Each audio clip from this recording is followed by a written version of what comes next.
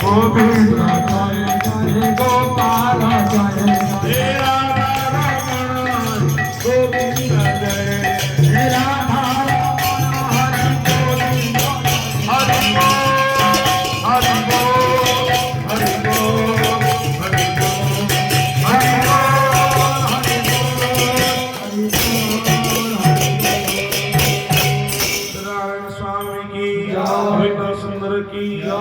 पावन की ब्रह्म सहित सपन निर्वाण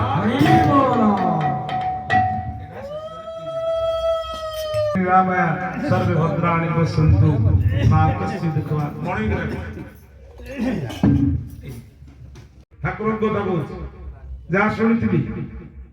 যোগী বাবু গোবর্ধন বাবা খঞ্জনিরে গীত গাଆନ୍ତି সুবর্ণ বাবা ভজন গাଆନ୍ତି বড় বড় খঞ্জনি থাকে গোবিন্দ বাবা নিত্যানন্দ ଦେଖିଥିବେ ତାଙ୍କ ଭାଇ ଥାଏ ଯୋଉ ନିତ୍ୟାନନ୍ଦ ବାବା ତାଙ୍କର ଭାଇ ଗୋବିନ୍ଦ ବାବା ଠାକୁର ଥିଲାବେଳେ ସ୍ନାନ କରିବାକୁ ଯିବା ପୂର୍ବରୁ ଦାନ୍ତ କାଟିଟେ ନିମ ଦାନ୍ତ କାଟି ଗଛରୁ ଭାଙ୍ଗିଦେଲେ ଗଛରୁ ଭାଙ୍ଗି ପଳେ ତାପରେ ସେଇ ନିମ ଦାନ୍ତ କାଟିଟା ତା ପରଦିନ ରାତିରେ ଠାକୁରଙ୍କ ପାଖରେ ଆସି ଯାଇକି ସେ ନିମ ଗଛ କହୁଛି ପ୍ରଭୁ ମୁଁ ଆପଣଙ୍କ ପାଖରେ ଅଛି ସାଧନ କରୁଛି ମୋର ପୂର୍ବ ଜନ୍ମର ପାପ ଫଳରେ ମୁଁ ବୃକ୍ଷ ହେଇକି ଧ୍ୟାନ କରୁଛି ଆପଣଙ୍କୁ ସ୍ମରଣ କରି ମୋର ଅଙ୍ଗ ଗୋଟାକୁ ଭାଙ୍ଗି ଦେଇଛନ୍ତି ଆପଣ ଜଣେ ବାବାଜୀ ଆପଣ ତାଙ୍କର ବିଚାର କରିବେ ଠାକୁର କହିଲେ କିଏ ନିମ ଗଛ କହିଲା ଗୋବିନ୍ଦ ଠାକୁର ସବୁ ଅନ୍ତ ଜାଣି ଗୋଷ୍ଠୀ ତାପରେ ଡାକିଲେ ହେଲେ ସବୁ ବାବାଜୀ ମାନେ ଆସ ଗୋବିନ୍ଦ ବାବୁ ଚିଆ କଲେ କହିଲେ ଆଚ୍ଛା କାଲି ତମେ କୋଉ ଗଛର ଦାନ୍ତ କାଟି ତମେ ଭାଙ୍ଗି ଦେଇଛ ନା ଆଜ୍ଞା ହଁ ନା ନିମ ଗଛ ଦାନ୍ତ କାଟି ଭାଙ୍ଗି କାହିଁକି ଭାଙ୍ଗିଲ କଣ ଭାବୁଛ ଏସବୁ ବୃକ୍ଷ ମାନଙ୍କୁ ନା ଆଜ୍ଞା ଧରିଲେ ଠାକୁର କହୁଛନ୍ତି ଆରେ ଏଠି ସମସ୍ତେ ଆସିଛନ୍ତି ଶ୍ରୀ ଶାନ୍ତି ଅନ୍ନ ଧାମ ରଜରେ ପ୍ରଣମୀ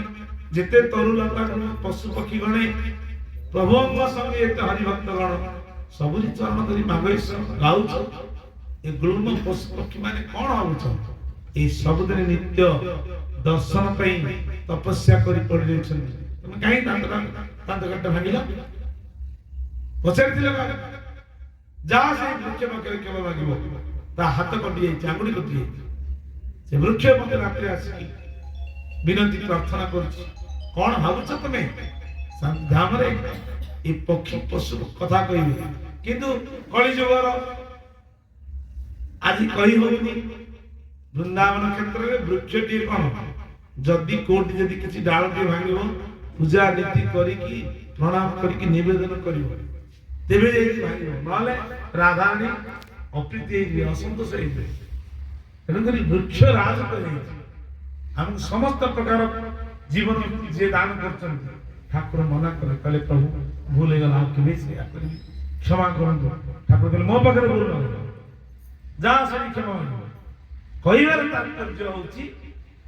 ଦାନ୍ତ କାଠିଟେ ଥିଲେ ମଧ୍ୟ ଠାକୁର ଚିହ୍ନ ହେଇଯାଏ ଜଡ ସେଠି ଚିହ୍ନ ହେଇଯାଏ ଯୋଉଠି ପରମ ବ୍ରହ୍ମ ଭଗବାନ ଗୁରୁ ଅବତାର ନେଇ ନାରାୟଣ ଅବତାର ନେଇ କୃଷ୍ଣ ଅବତାର ନେଇ ଖେଳା ଲୀଳା କରନ୍ତି ତ ଏଠି ଗୋବର୍ଦ୍ଧନ ବାବା ଗୋବିନ୍ଦ ବାବା ଗୀତ ଗାଉଥିଲା ଅଖିଳ ବ୍ରହ୍ମାଣ୍ଡ କର୍ତ୍ତା ମୋ ଜୀବନ ସ୍ୱାମୀ ଅଖିଳ ବ୍ରହ୍ମାଣ୍ଡ କର୍ତ୍ତା ମୋ ଜୀବନ ସ୍ୱାମୀ ଭକ୍ତି ଆଉ ନାହିଁ ପାଇ ଅଛି ଗମି ଗମି ମତେ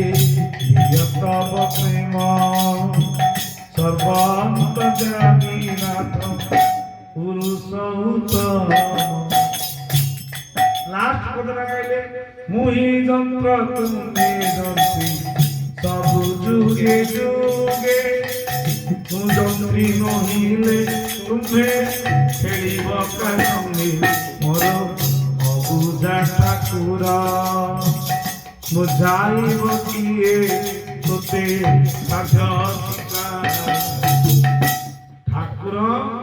এই গীতটা আমি সংশোধন করে গাইলে সে কোন গাইলে মুহি যন্ত্রী তুমি যন্ত্র সবু যুগে যুগে মু যন্ত্রী নইলে তুমি খেলিবা সময় ছাড়ি দি মুহি যন্ত্র তুমি যন্ত্রী সবু যুগে যুগে মু যন্ত্রী নইলে তুমি খেলিবা সময় আমি গাউছি কিন্তু সে কইলে মুহি যন্ত্রী তুমি যন্ত্র সবু যুগে যুগে মু যন্ত্র নহিলে ঠাকুর শুনিকি বলি কিଏ ଗାଉଛି ଗୀତଟା ବେଶୁରା ଲେଖିଛି କଣ ସେ ଗାଉଛି କଣ ତୁ ଡାକିଲା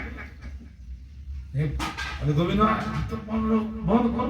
କଣ ତମେ ଗାଇଲ ମୁହିଁ ଯନ୍ତ୍ର ତୁମେ ଆଉଥରେ ଗାଇଲ ନା ମୁହିଁ ଯନ୍ତ୍ର ତୁମେ ଯନ୍ତ୍ରୀ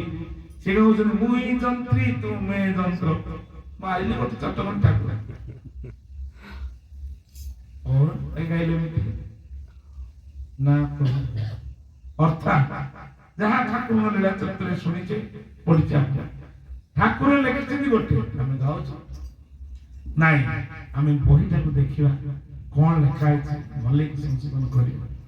এটা আমি ঠাকুর শিক্ষা দিই সব প্রকার আছে লীলারে বিশ্বরা গাউଥିଲେ খঞ্জটা বজি ঠাকুর গাউଥିଲେ আমার জনে মাতা মা বিশ্বরা তো ହେଲା খঞ্জটা ধরি ছাড়ি দেলে মুনি କହିବାର ତାତ୍ପର୍ଯ୍ୟ ଠାକୁର ଆମେ କହିବା ଭାବରେ ଅଲଗା କିନ୍ତୁ କର୍କଶ ଯେମିତି ଆମେ ଦେଖୁଛନ୍ତି ଠାକୁର ଭକ୍ତି କଳ ରଖିଛନ୍ତି ଯେ ଭାବ ଥିଲେ ଭକ୍ତି ଆସେ